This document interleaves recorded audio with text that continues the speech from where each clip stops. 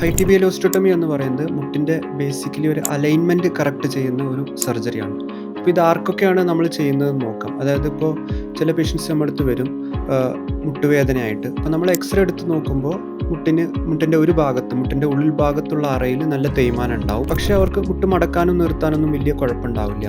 ഇങ്ങനെയുള്ള പേഷ്യൻസിന് നമ്മൾ സജസ്റ്റ് ചെയ്യുന്ന ഒരു സർജറിയാണ് ഹൈ ടിബിയൽ ഓസ്റ്റിയോട്ടമി. അപ്പോൾ ഹൈ ടിബിയൽ ഓസ്റ്റിയോട്ടമി ചെയ്യുന്നത് വഴി പേഷ്യൻസിന് അവരുടെ നേറ്റീവ് നീ വെച്ചിട്ട് തന്നെ നടക്കാം. മുട്ട് മടക്കാനും നിർത്താനും ആക്ടിവിറ്റീസ് ചെയ്യാനും ഒന്നും കാര്യമായിട്ട് വലിയ റെസ്ട്രിക്ഷനൊന്നുമില്ല.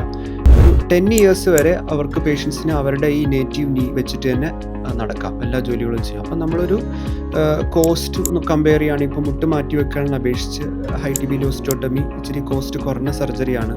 മാത്രമല്ല അത് അധികം ബോൺ ലോസ്, മുട്ടിന് എല്ലുകൾക്ക് കാര്യമായിട്ട് നഷ്ടമൊന്നും സംഭവിക്കുന്നില്ല. ഒരു 10 ഇയേഴ്സ് വരെ അവർക്ക് അവരുടെ ഈ നേറ്റീവ് മുട്ട് വെച്ചിട്ട് തന്നെ നടക്കാം.